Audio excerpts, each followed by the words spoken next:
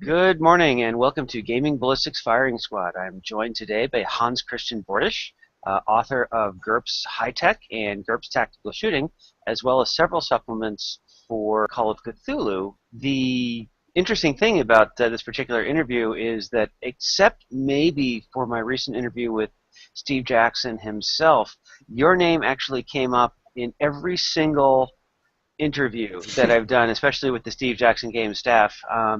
You're kind of legendary, so to speak, with for your breadth and depth of experience and knowledge in writing about firearms in role-playing games.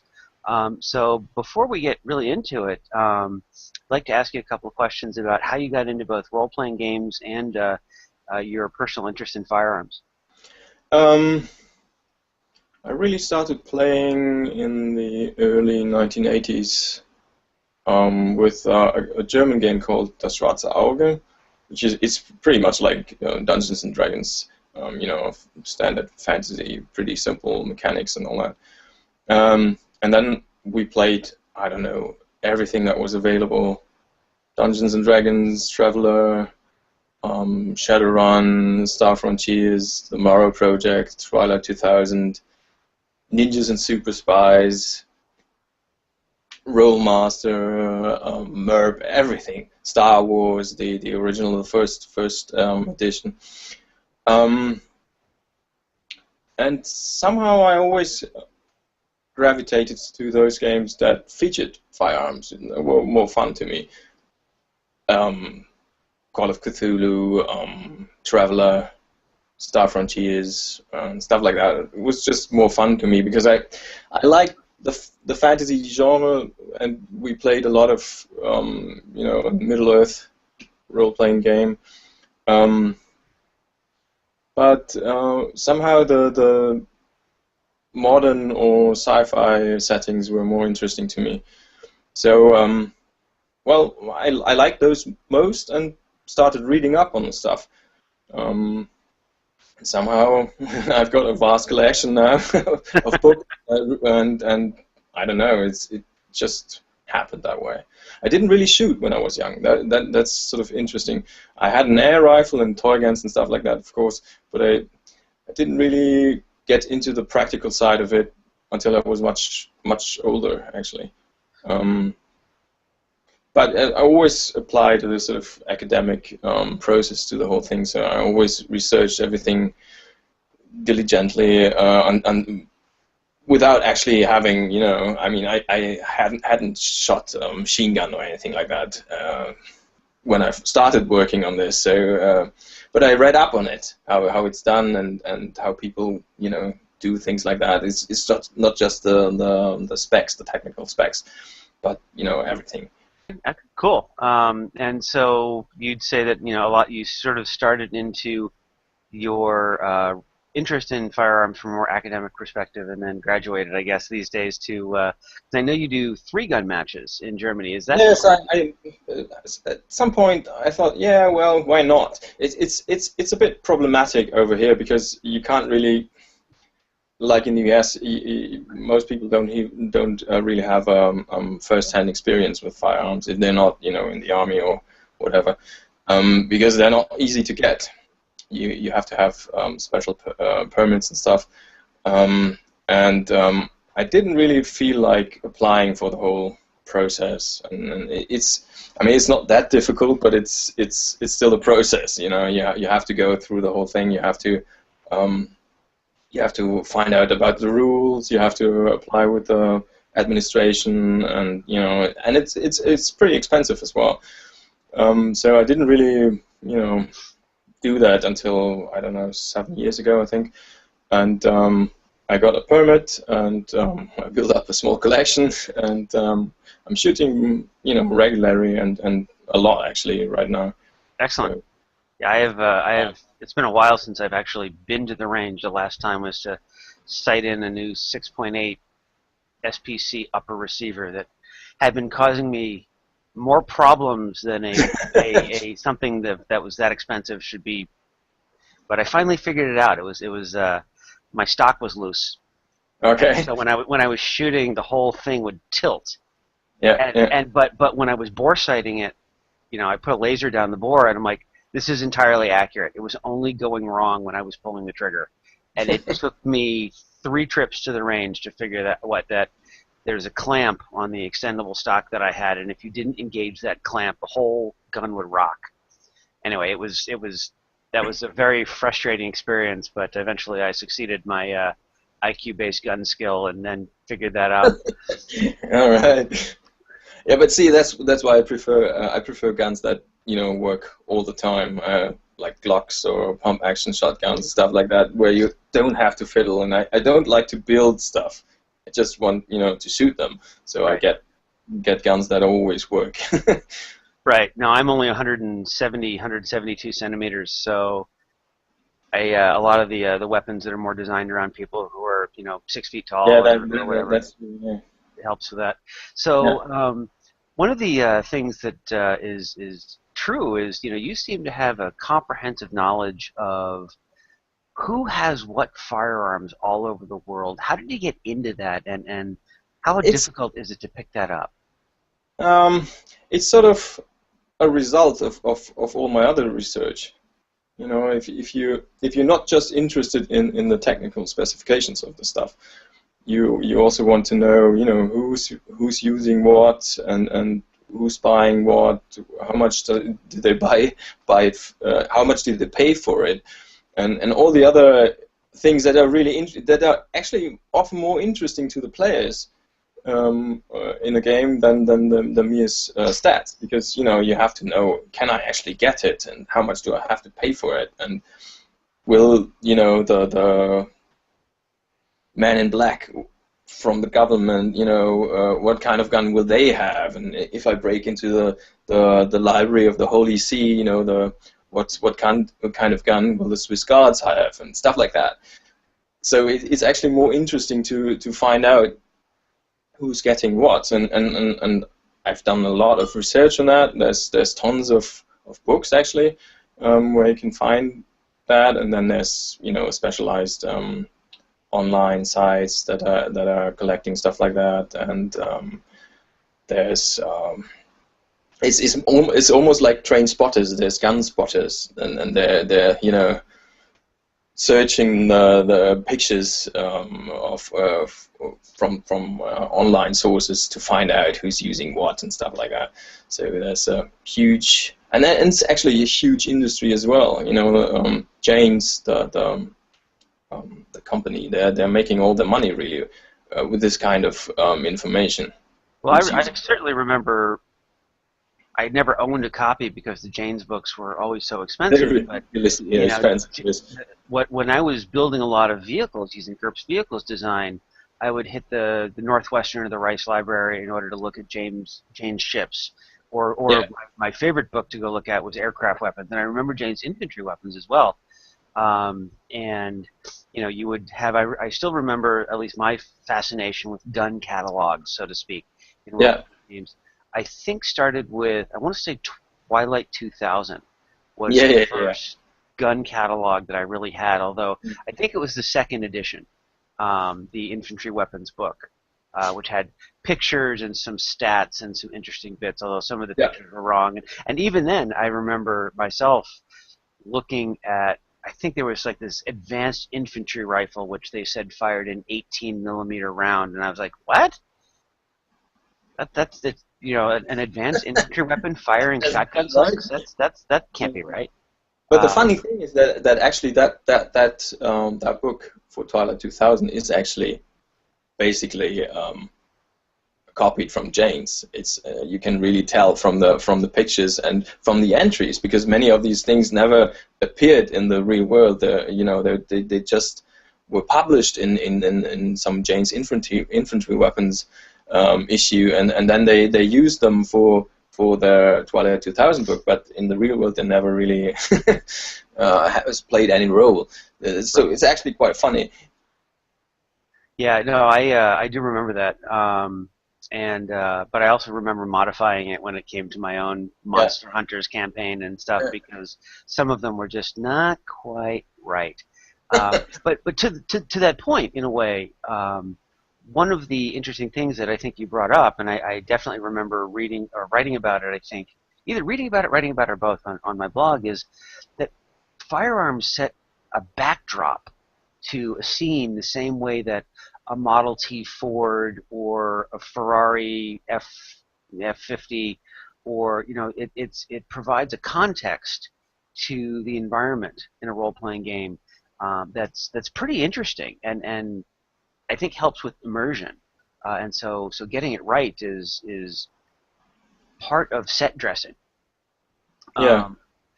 And so one of the things that you've done is I think you did something for a while called the Armorer's Archive. Was that a sort of your own blog entry? Was that like yeah, sort of. That started when I actually started writing this. This is my fanzine that I published in the late 1990s, which is only GURPS stuff, and it's basically all the things I did later are already in there. You've got rules, you've got guns, you've got vehicles, you've got all the inventories and stuff like that. So it's really all my interest. It's already in that fanzine, and I published 2 issues, I think. I had stuff for some more, but I didn't really pursue it because at that point I started writing for Steve Jackson games, and obviously that was more fun Yes. than just doing a fanzine. And at right about the same time when I was publishing those things, I was writing articles on the GURPS.net, the old email. I remember it. Thingy, and that was the Armorer Archives. Basically, it was I don't know, 30 entries, I think. Okay. And the reason I ask is to tie that into the previous conversation is I remember some entries I believe called Armorer's Archive at the Movies. Yeah. And you would write about, here's a movie and it featured these weapons, and here's a different movie and these weapons, and here's what was right and wrong about them. And so I just wanted to ask, as a fan of both firearms and I believe movies as well, what are your favorite movies with guns in them, and what are your least favorite, the ones that just set your teeth on edge, and why is that in both cases? There's tons of favorite movies. Because I like both realistic movies, that basically the cinema version of GURPS tactical shooting, and the really over the top ones, which is the cinema version of GURPS Gun Fu, of course. So there's a huge number of films that I like. I think probably one of my favorites is Heat, definitely. Also because everybody loves Robert De Niro. But that's just perfect. There's all the characters are so great, and the music and the story and the shooting, everything is perfect now. My understanding is it's one of the few movies that gets the sound of guns right. Yes, absolutely. That's one of the things that I learned, or that I really had to learn myself when I started shooting, is how fucking loud those things are. You really can't properly describe. I mean, I had read about it before that, obviously, but I had only shot 22 rifles before that, so I didn't really know, firsthand how loud those things are. And I started shooting in at an indoor range, and I was just brutal. You really can't imagine it if you haven't experienced it yourself. So that was an eye opener, really. And in Heat, they've done that right. It's really overwhelming. Right. No, I remember 2 experiences that I had with one was the first. A girlfriend and I at the time were thinking about taking a trip to Alaska, or even working there over the summer, and so her father, who owned a farm in Kansas, took us out, and he actually ran a pheasant hunting operation, and he was a big hunter, and as is often the case for people in the central Midwest of the United States, he had a very large firearms collection, and they had like a 3,000 acre range. So he took us out and taught us how to shoot. But I didn't have earplugs or anything, Yeah. And one of the first weapons that I shot was a 22-250 varmint rifle, right? So it's probably putting a 22 caliber bullet out at 900 meters per second or something like that. And my let me think about this. I think it was my right ear was ringing for a week. Mm. Um, and then another time I was shooting at an indoor range in Texas, and I had gotten a battle pack, they called it, probably just to sell it to people like me, of Guatemalan 5.56 by 45 NATO, so Guatemalan M16 ammunition. And I was shooting it out of a short-barreled, relatively short-barreled, 16-inch barrel AR-15. And every time I pulled the trigger, about a 3-foot dirty thing of flame would come out the front. And it was okay for me, but all the people in the lanes next to me were like Yeah. running in fear. And they had ear protection and everything, and it was just still so loud that it was like flexing the mirror that they were looking, the window that was allowed the range masters to watch people doing their thing. The whole thing was bowing inwards, and eventually they said, you need to change your ammo or just stop. Yeah. But the concussion really is amazing, and so it's one of those things where I think that, like, I remember seeing an outtake of Alias where they were warning everybody that the lead, James Garner, I'm blanking on her name. Garner. What's her first name? Anyway, the lead actress was gonna fire 3 shots, but there were full power blanks, and so Yeah. everyone had to go up, and that seemed to be actually unusual for that. Anyway, so in general, what do you think cinema and movies gets the most right about firearms, and what do you think they get the most wrong? And the reason I'm asking all these questions about movies is really to set the stage for how they're modeled in games. Because I think that the movies and the TV establish the cultural awareness of firearms, both in how to get them, how to use them, how they're not used, the legal and illegal things you can do with them, how injurious they are when you get shot. And so I'm just curious as to your opinion. Where is it that the cultural record gets the right, and what's the cultural record gets wrong? Well, there's several things they usually don't really get.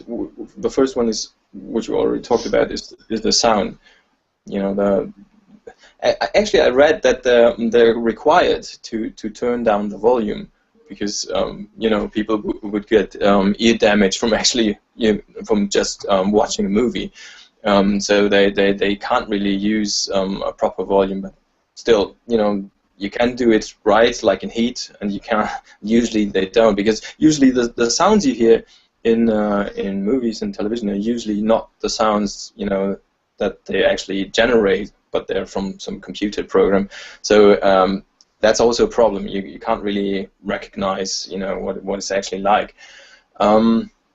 So the sound is a problem. Recoil is a problem because the blanks don't generate proper recoil. So usually you don't really see when they're going with a machine gun or something, they don't really generate the proper recoil, and you can tell from the actor's movements. One problem is definitely the one-shot death, which is a cinematic meme, and well, I've actually read that they had problems with that in the military, because even young soldiers, on being trained on real weapons, expected their opponents to drop dead with one shot, like in the movies, like they had learned all their life by watching movies and television, and that just doesn't happen usually. Right. Not like that anyway. I mean, of course you can die from one shot, but not like it's usually portrayed in the movies. Yeah, So Mark that's a definite Mark problem. Bowden wrote about that in Black Hawk Down. If you've read the book, I'm sure you've read the book. If you haven't, you should. Oh, it's 1991, obviously, so it's pushing 20 Yeah. years old. but it's It's 1993, isn't it? oh, you're right, 93. Sorry, 93. And it's a fascinating read. And one of the things that it talks about was that the Rangers just couldn't believe that when they pulled the trigger that the Somalis that they were fighting didn't just drop or explode or whatever it is that they were supposed to do when shot, right? That they would absorb. Some of that was blamed on the ammunition. Some of that was blamed on, it's not the range, silly. You're not going to hit 8 out of 10 at 100 meters in combat the way that you do when you're in a nice little quiet range. So turning to games, what do you think that, so we've asked the question about movies, what do movies get wrong and right? And it seems like one of the things that they often get right is like things like firearms handling. And I want to give a shout out to Denzel Washington in this. And the reason I say that is because I have never, unless the plot calls for it, I've never seen him make a mistake handling a gun. Right? I've never seen him point a weapon at somebody with his finger off on the trigger. Whenever he's holding the firearm, his finger's always there. But I've never seen an actor with better firearms discipline than him. I can't really remember a film offhand where he's actually with a gun. Can you name a movie? Training Day. Actually. Right. Okay, right. yeah. So in Training Day, even when he's being this guy who's really trying to be imposing on his partner Ethan Hawke, when he's kind of pointing at the gun with him, he's always got his finger right next to the trigger instead of on the trigger and stuff like that. But so mistakes in gun handling or good news in gun handling and all that stuff. So what is it that role-playing games? So role-playing games obviously have a long and storied history of featuring violence as conflict resolution above almost everything else. So what do you think that games get the most right and the most wrong in simulating firearms? Or instead of simulating, because that's a leading question, representing firearms in games. Well, the biggest issue in all games really is exactly the same as in the movies, and that's how damage works, because that's linked how the games represent health or hit points, and most games obviously use hit points in some way, and that's rather misleading, if you compare how actual injuries on the human body work. But obviously, you always have to. You need some way of actually quantifying what is done to the body. But still, a lot of games just don't really get it right. Usually, that's also a question of scale. Because GURPS has the huge advantage that it actually scales to muzzle energy and stuff like that. There's actually a formula to generate that, but most games don't really, and you can tell. I mean, if you have stuff like Gumshoe, for example, which is terrible in this regard, because everything is the same. The 9mm pistol is the same. Does the same damage as a 6.5mm rifle or a baseball bat or stuff like that. So it's completely ridiculous to compare, actually. So damage is a huge problem, and most games really don't, work that well in that regard, and that's why I like GURPS, because GURPS is pretty good in that. Well, certainly it has the mathematical advantage, as both you and I have both independently come up with slightly different. Actually, it works out that the only thing that's really different is how, because I wrote an article a long time ago, and I know that you've got the background that you did for high tech and tactical shooting. The only thing that's really different is how we scale for caliber, and even then, it's honestly, in my particular case, the thing that swayed my mathematical model the most was the 406mm battleship cannon, because it was so far out on the energy and caliber scale that really probably an entirely different physics applies. But within the range of the, basically 5 to 15 millimeter anti-personnel and light anti-vehicular weapons, the scaling is pretty irrelevant in caliber anyway, because really there's not that much difference in overall cross-section at that point. So that's getting a little bit deep in the weeds of mathematical modeling, but it is interesting because when you put a line through the actual penetration values, it isn't exactly as neat as one would think. Yeah, and obviously that's also the problem. It's a problem in the game because it's a problem in real life. You can't really. That's why we have the caliber wars and all those bigger dick or longer dick comparisons. Which is better and which is worse and whatever. Because you can't really say that simply. It's difficult to quantify, and therefore, but still, once you have some parameters along which you can, actually say, yeah, okay, this is a 9 mil and this is whatever, then you can work, on a scale. That works. But if you just assign damage, like like many games actually do, they're not really looking into how guns works, but also how the body works and how combat works and how the mind works in combat and stuff like that. So I think that's something that I think that tactical shooting, at least, and we'll talk about tactical shooting, and because I have obviously fond memories of that, yeah. both in usage and in playtesting.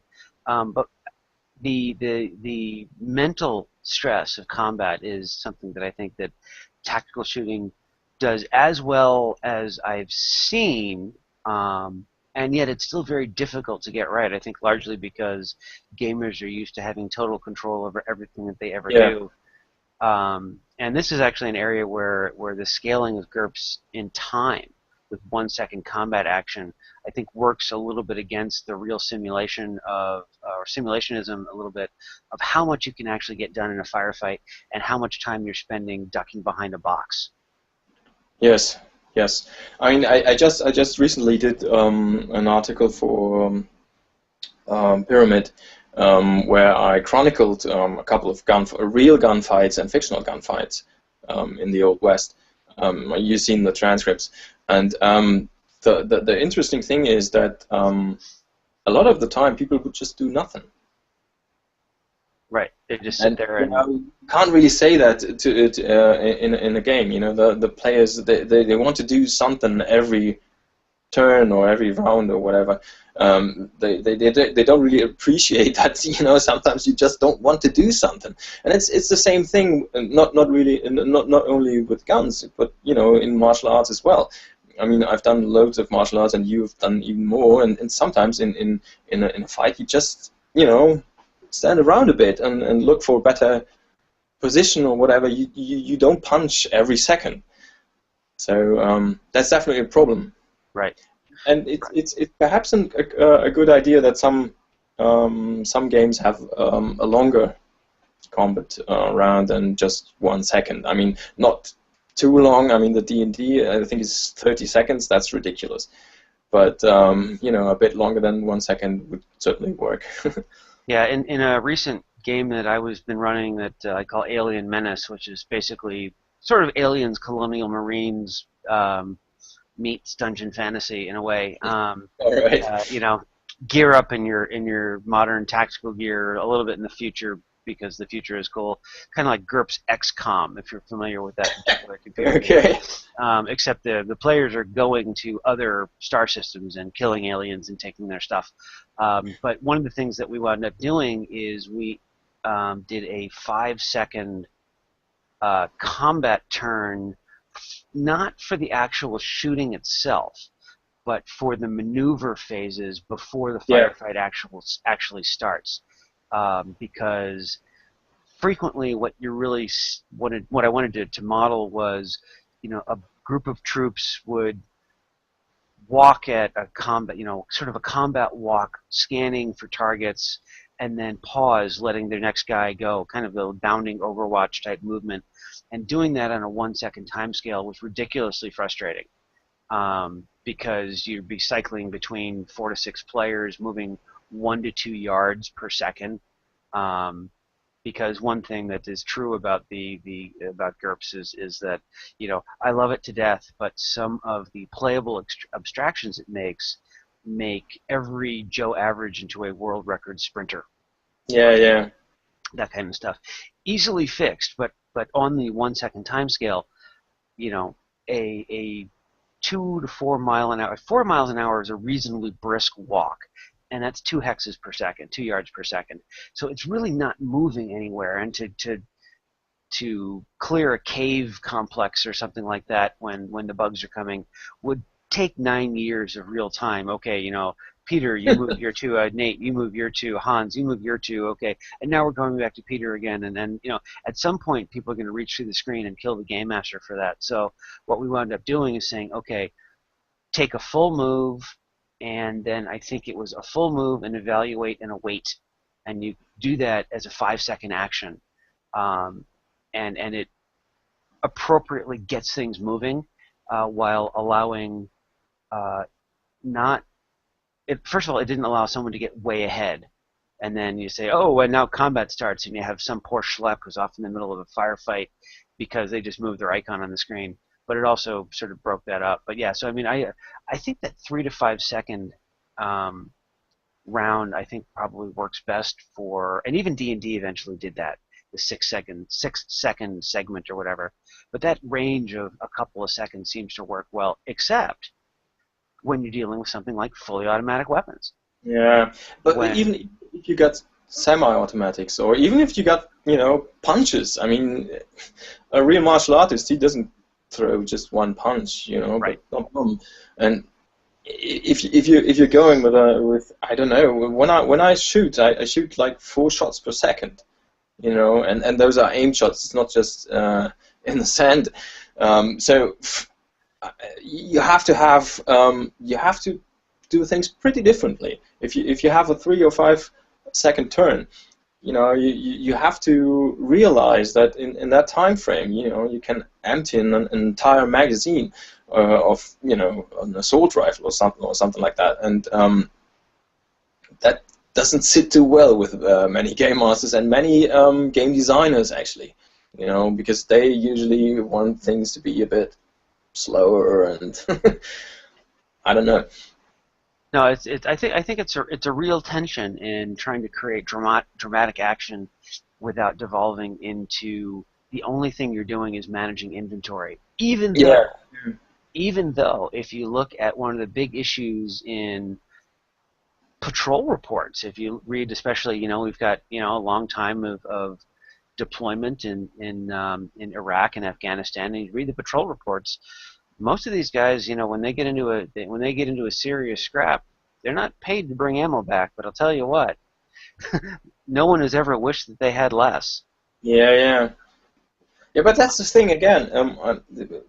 I've studied loads of real shootouts for the game usually, because you can always learn something, and you can get statistics from the FBI, from the New York Police Department. They've got hundreds of shootouts documented.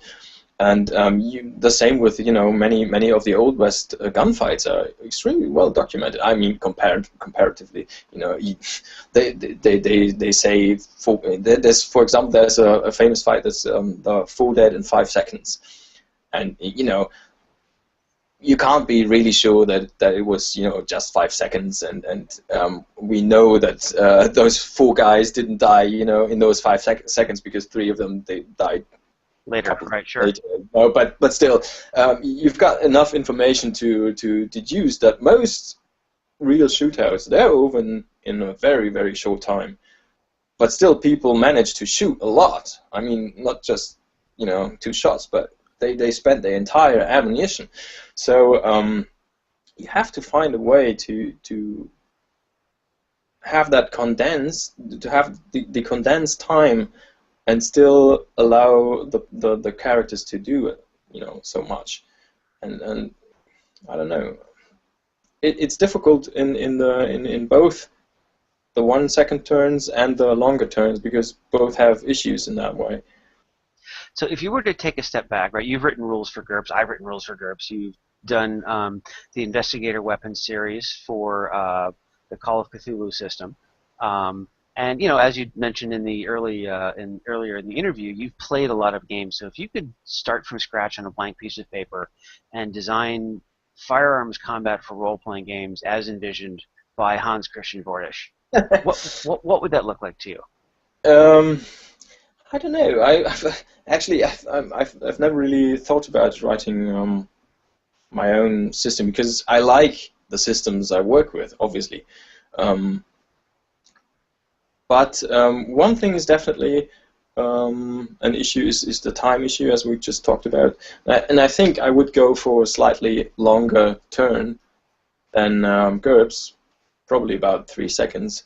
But I would allow much more actions to happen. Because in Call of Cthulhu, which says which is about 3 seconds, there's different. Call of Cthulhu is very badly edited. It's 30 years now, I think, and they never really paid attention to all the books that came out. So some books say the combat turn is as long as you like. Some say 12 seconds. Some say 3 seconds. So it's nothing really you can work with, I think. But if you take 3 seconds, you've got the problems that the rules allow only 1 or 2 shots, or punches, or whatever actions anyway, in that time frame. And then you got the same problem we already discussed, that in truth you should be able to do much more in that time. But then again, if you really allow them to take 12 shots or whatever in that time frame, you would be back at GURPS, because you would have to detail every single one of those. So perhaps you need a way to, for example, I've recently playtested the beta of the Delta Green role-playing game, which is a completely new game, but works on the old Call of Cthulhu, the basic role-playing game system. They did a lot of things differently, but basically it's the same. But they sort of said one attack with a fist, for example, isn't just one punch, or doesn't need to be just one punch. It can also represent a whole, bunch of them. So you just it's an abstraction. You don't really need to say, you don't really have to play every single punch, but you can say, it's a whole flurry of them. So right, sure. And sorry. No, I was agreeing with you. Yes, I yeah, and perhaps you can do the same with shots. I mean, then you've got the problem that every shot is potentially deadly. So you have to account for that in some way, and you also have to account for the fact that you have to actually count every shot from the magazine. I mean, you can't say I do 10 shots and then you have a revolver which takes only 6. I mean, stuff like that. So, but perhaps it would be neat to it's a bit less simulationist than I usually like, because I like every shot accounted for and every little bit to matter. But I think it probably works. Right. And you had mentioned Gumshoe earlier, and I think Gumshoe, and especially Night's Black Agents, which attempts to take a step closer to that modern frantic pace, rationalizes that to an extreme and says, any shot is a shot, and whether it's a 50 caliber rifle or 22 caliber pistol, the important thing is the drama of it, which, as you noted, you find that unsatisfying, but from a representation of both good and bad gun cinema, all guns kind of do the same damage. A 22 will knock somebody on their butt, or a shotgun blows them down the room, or so you've got this. It's either you shoot and the hero hits and the bad guy drops, or something happens and it misses, and so it's really about the drama of the moment. And then you've got GURPS, which you can tick off one bullet at a time if you want. Yeah, but the thing is, if you take that too far, and I think Gumshoe did that, you no longer have any reason to pick a particular gun, or even if you, I mean, I'm not just talking about guns. If you're doing the, if you're using swords or axes or spears or whatever, there has to be a difference. Otherwise, why bother? Otherwise, it becomes pure flavor. You're right. And I think the players, at least, want the flavor. They want to, or many of them. I mean, obviously not all of them do, because otherwise those games wouldn't thrive. But many players like to, give character to their characters. Color and flavor, and not all knights are the same, because one of them picks a sword and one an axe. And it's the same with guns. You have to have some way of differentiating. And if all the things do the same damage, or even work the same if they're automatic or not or whatever, why bother? One thing that you struck in my mind in terms of a way to cover not just the fact that, okay, you've got a 5-second turn, and in 5 seconds you can fire 50 rounds from an M16, and you can virtually fire as many in 5 seconds, maybe not quite, but close, simply by pulling the trigger really fast. And even in a revolver or something with a long, heavy trigger pull, you can blaze off a lot of rounds in a short amount of time. Yeah. I wonder if an interesting mechanic for that would be you make an attack of some arbitrary declaration, and then you roll randomly for the number of bullets or shots that you fire in making that attack in 5 seconds. And so it would be sort of, the interesting thing about that to me is, and I'd have to think about it more, is that it would be players would get caught out of ammunition by surprise. Right, so you'd be yeah, I know what you mean, but I don't like random. Okay, I don't like just throwing a dice and die and then you're out or not. What I like, and I actually applied this or wrote that rule in my books in the Investigative Weapons series for Call of Cthulhu, that people who aren't normal people, who aren't seasoned gunfighters, and most people aren't, even if they are cops or ordinary grunts or whatever, would always fire at their maximum rate of fire. So they would be out of ammunition pretty fast, which is both dramatic and pretty realistic. Even in I shoot a lot of IPC competitions, and I very often see people, being out and being totally surprised by the slide locking open, even though they actually knew how the stage is set and how many shots they were supposed to shoot, but then they didn't hit that one plate, so they had to spend extra ammunition, and the whole plan fell apart, and then on the next station they're out suddenly and surprisingly, and then, I mean, that's not combat, but you're still totally, and you can imagine how that works if you're actually in combat and actually fighting for your life. So I actually force, with that rule, I actually force the player characters to shoot as fast as possible, because that's actually also one of the results that I've seen in analyzing all those shootouts and gunfights and so on, that people shoot much faster than they usually would, and they shoot, and they don't really know how much they shot. You can see that in all the firefights, especially with policemen, they shoot and shoot and shoot, and they don't really remember shooting that much. And no, it's the same it always looks witnesses. They always hear, oh, I thought it was 2 shots, and in reality they emptied whole magazines and stuff like that. So I think that works pretty well. And obviously, you can give the characters some agency by having them roll to overcome that. Sure. So they're able to step down and take a breath and calm down and shoot slower, which is actually pretty realistic, I think, because that's exactly what you do.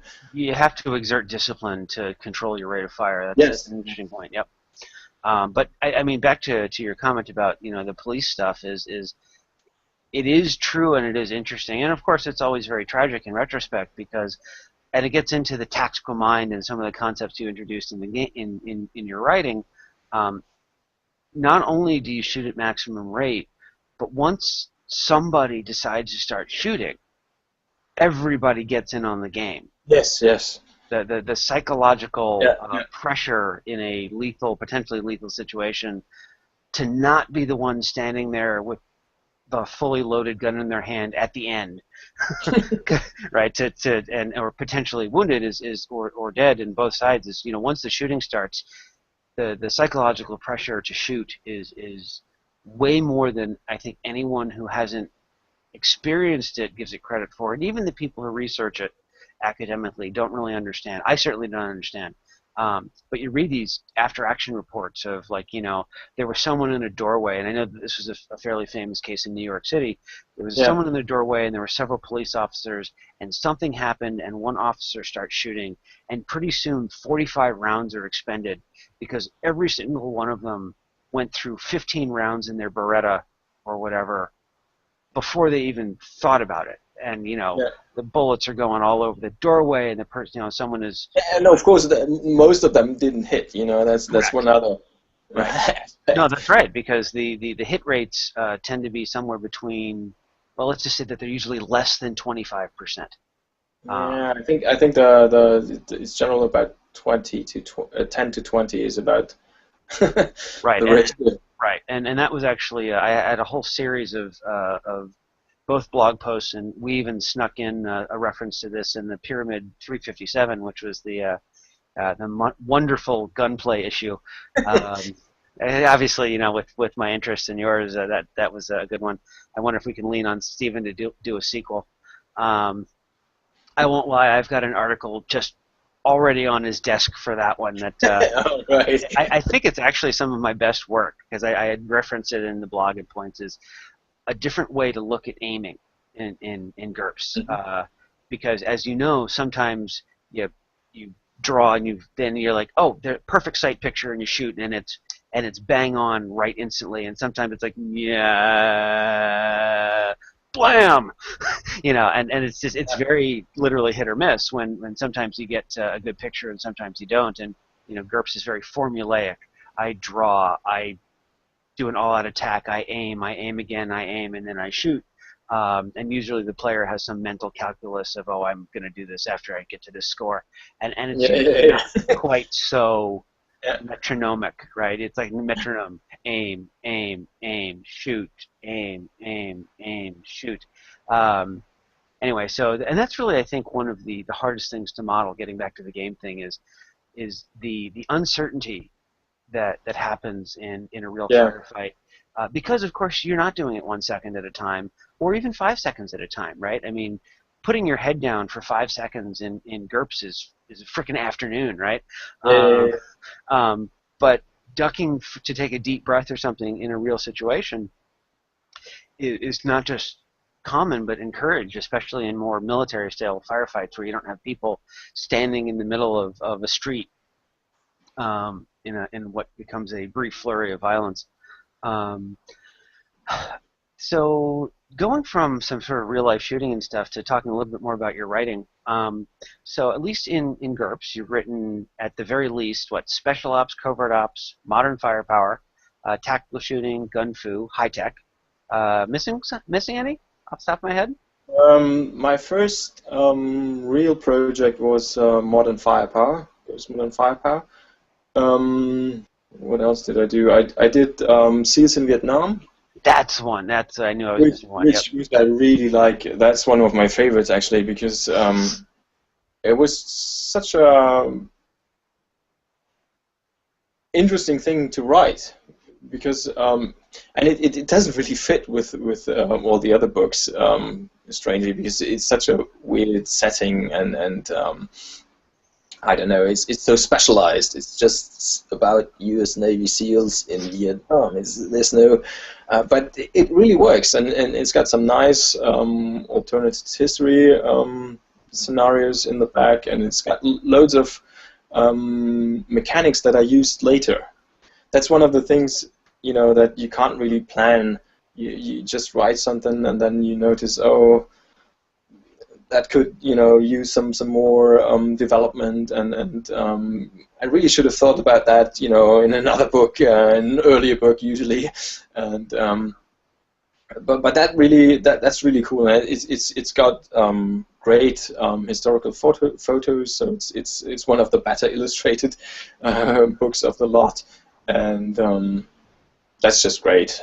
And the fun thing about it, I had actually people tell me that, you know, my father, he was, you know, in the war, and he actually felt like that.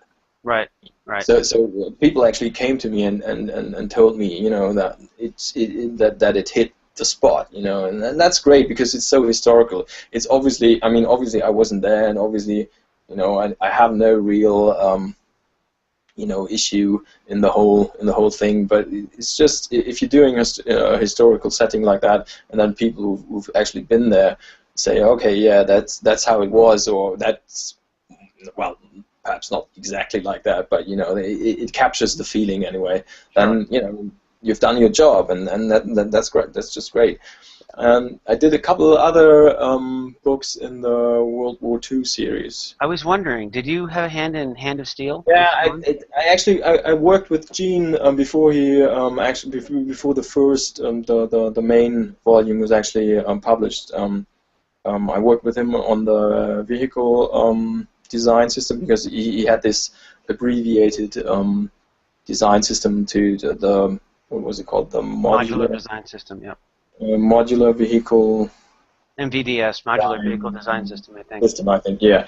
Anyway, I worked with him on that, and obviously I worked with him on the small arms. I consulted on all the volumes, and I wrote actually most of the small arms sections in many books, and well, I also consulted on foreign language terms in many of the books, and I wrote Motor Pool, which is basically just vehicles, which I always love doing. I think that's because I used to play a lot of Car Wars in the 80s, and I just loved, you know, just designing them. I must have done hundreds of Car Wars vehicles that I never used. And, you know, it's like you know, like Lego. You're always tinkering with something and building, and then you can't really actually do something with them.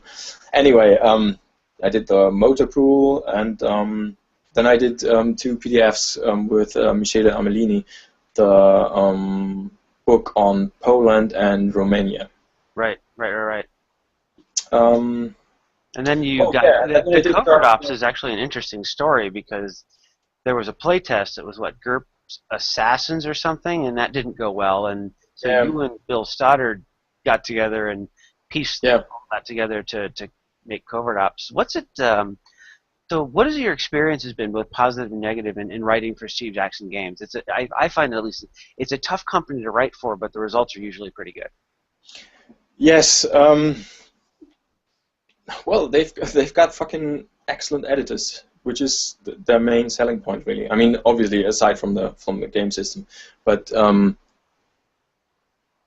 I've worked with a couple of different publishers as well, and they're just the best, you know. I mean, the feedback that you get from the editors, and the oversight. I mean, you need oversight in a game, because otherwise it's like Call of Cthulhu. There's 1,000 different options, and none of them really work, you know, with each other and stuff like that. And in GURPS, you actually have people who are committed to get everything, you know, integrated in some way. Well, not everything, because, you know, as a universal system, obviously not everything works with everything. You know, that just doesn't work. But most of it, and it's amazing how non-obvious that can be. yeah, I know. I totally know what you mean. But still, they're actually working on that to get things right, and they're very positive, towards the writers. They're very accommodating, and then also to topics, because most of the books, not all of them, but most of the books were my ideas. I actually launched them. I actually pitched them. And that's great, if you can go to them and tell them, okay, I have this idea, what can we do with it? Are you interested? Right, Sometimes they say no, sometimes they want to develop, but Yeah, no, that was how the grappling book started. Is I was like, a long time ago, I was like, grappling is just odd because it's very detailed. Same way that guns can be very detailed, and there's a lot more to it. But it's all just one effect. It's a very off-on. You're either grappled or you're not. And I was like, well, what would happen if you get either a good grip or a bad grip, and what would that be? And then I pitched that to Steven, and he was like, I don't know. And then Sean was like, because he read the proposal, he's this is something that needs to be thought about. And then I submitted my first draft, and the feedback that I got from Sean, I think at the time, was longer than the original draft. Mm. I think I submitted a 21,000-word original draft, and he gave me 24,000 words of feedback or something like that. It was insane. It almost doubled the length of the final product, but it was also immensely valuable in crafting what it would look like. Yeah. So I had the same experience as you did, yeah. That's really cool with working with them. On the other hand, you have issues with production and at some time they always wanted to have two writers, two authors for every book.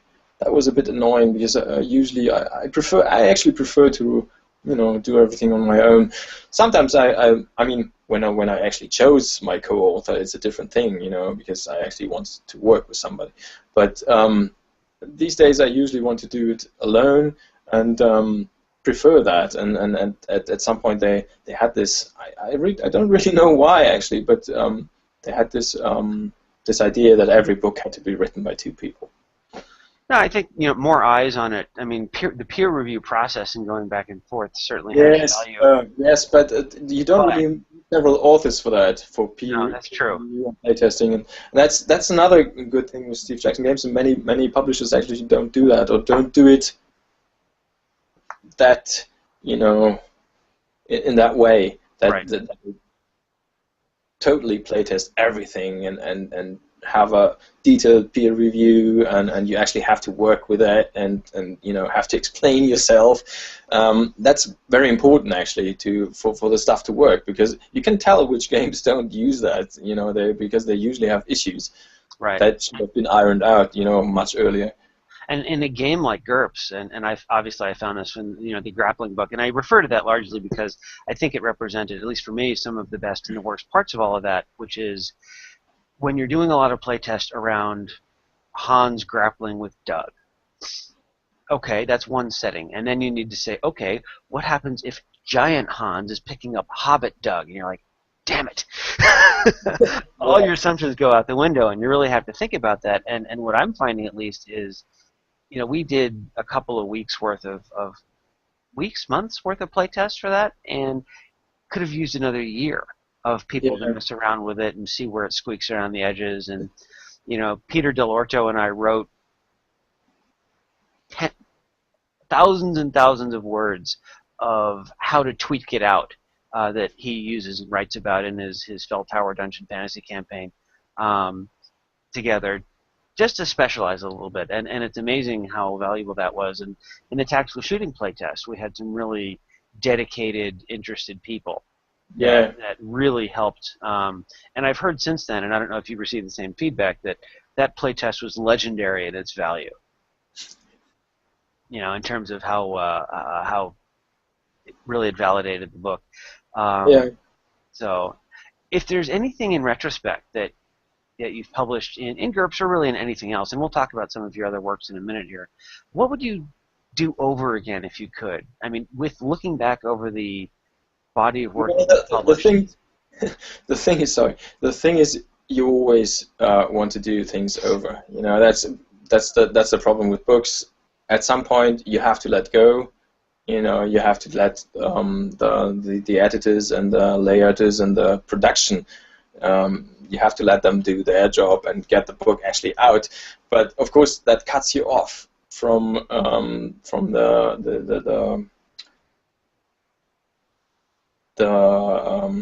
possibility to fiddle with it. And I fiddled with all my books, you know, for ages. Many of them started, you know, years ago. Yeah, you've seen most of many of my drafts actually, and it usually takes, I don't know, 2 to 4 to 5 years for the books actually to see the light. But still, at some point, you have to let go, and there's always something you would have done differently, you know, especially since I found that a lot of my, not all of them, but some of my books deal with the same issues again and again. For example, I did the GURPS Fairbairn close combat systems, which was also labor of love and just a fun little thing, and totally specialized because I mean, it works with loads of different settings, really, which is the fun and cool thing. You can use it in World War II, you can use it in the 1920s in Shanghai, you can use it for all sorts of things, but still, it is a bit specialized. But the thing is that all the stuff in there, well, a lot of stuff in there later evolved into tactical shooting. And obviously, you know, if I had done tactical shooting first, I wouldn't have done, you know, the Fairbairn book in the way I did it. And the same with, you know, there's some details in high tech that I would do differently now, or that I know that I just know better. You know, it's also you grow as an author, and your knowledge grows, and at some point you just realize, that's not really like I would want like I would want it now. But really, I have no issues with most of my books. I mean, some of them have not the production values that I would have liked, or you know, there's author problems where I wrote things that I really didn't want to write, and you know, editor mistakes and layout mistakes and all sorts of little issues. But really, I'm pretty content with overall with the things I did. Yes, you mentioned Fairbairn. It was funny. That was one of the books or parts of that book in terms of a lot of the self-defense moves, and, you know, grab the guy and throw them and whatever. And there were certain combinations of moves that have caused me no small degree of angst, because it's the comment that you made earlier with, oh well, all of these books really aren't meant to work together all the time. Yeah. Written at different times and different periods and different people in the rules, and the thing that has got into trouble is the wrong word because it's too strong, but, you know, being able to parry and then do an arm lock and throw somebody all within 1 second has been held up as, well, Hans wrote this in Fairbairn closed system, so clearly it must be right, and it's, which is a testament to your skills as a researcher. Excuse me. But it was also one of those things where it's like, well, yeah, some things can happen quickly, but it doesn't always happen that way, and it should really be a GM option. The big one was I actually went to the martial arts studio with a friend and timed how long it took to do what GURPS would call a judo throw, or really a throw from a lock. Yeah. And, you know, people on the forums or whatever would say, oh, well, you know, why do you have to wait to apply damage or throw on your next turn, which is the official rule. You can do a lock, but you have to do the next turn. And I was like, well, yeah, you can do it faster, but it takes a full second for someone's ass to hit the ground. Yeah. Now, there are other ways to do it that are a lot faster, but they're usually not so acrobatic. Anyway, it was just one of those funny things where it's, you take 3 or 4 books from 3 or 4 different people, or, to your point, 4 books from one person written over the course of a decade, and say, how come these things don't all work together perfectly? And they work together basically. but why don't they work together perfectly? Well, It's 10 years. it's 10 10 years. years, right? Exactly. Um, so stepping away from GURPS a little bit, you've done a lot. It seems like a lot of writing and certainly a lot of content for Call of Cthulhu.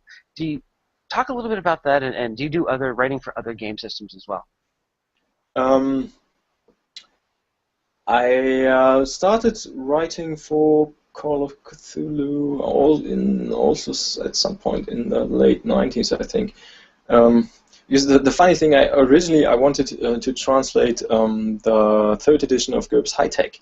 And the German licensee of GURPS at that point was also the German licensee of Call of Cthulhu. And they lost interest in GURPS at that point. But then I did a couple of translations of Call of Cthulhu products for them, from English to German. And then I also started writing for them a couple of things, which were fun because I really like Call of Cthulhu. I've played it, I don't know, for 25 years or something. It's one of my absolutely favorite games. And Lovecraft is one of my favorite authors, so that's just perfect for me. And I also like the periods, the 1920s, very interesting setting, and the gaslight setting, the 1890s, so it was all perfect for me. But the gamers of that, or the players of that game, at least in Germany, are very particular. They generally what they call purist, which means they don't like fighting, which is obviously totally antagonistic to my Right. my whole outlook on gaming and life, really, which is a bit of a problem. But the publisher actually wanted a big weapon books for Call of Cthulhu. Which I didn't really want to do because I knew how people felt about that, or many people that I met at least. I mean, perhaps it was just the vocal ones. There's always people who are louder than others, and you don't really want to hear what they're saying. But anyway, I did that book anyway, and it turned out pretty well. There was the GURPS, the Call of Cthulhu Waffenhandbuch, which is weapons handbook. And the funny thing about that was that there was nothing equivalent in the original. It was an originally German book, and because most of the other things obviously were translations from the American Call of Cthulhu. Anyway, then I talked with Adam Crossingham from 60 Stone Press, which is one of the English licensees of Call of Cthulhu. I had worked with him on a couple of articles in various magazines, and he asked me to do a book about weapons in Call of Cthulhu, but in English. And obviously, I didn't want to translate the book I did for Pegasus.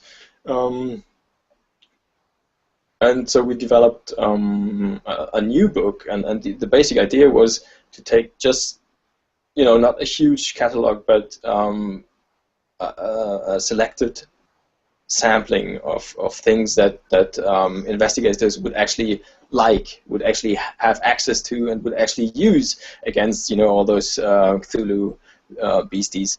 And the most important thing for me was to give a very detailed description of how they actually work and how you actually use them, because that's one of the things most of the games really gloss over. If you don't really know anything about how a weapon works and how how you chamber it and how you reload and all that, you have no real compass for that. I mean, you see some of the stuff in the movies, but often they omit details, and then often it's just wrong. And I felt that was an important thing for the players to actually immerse in the setting.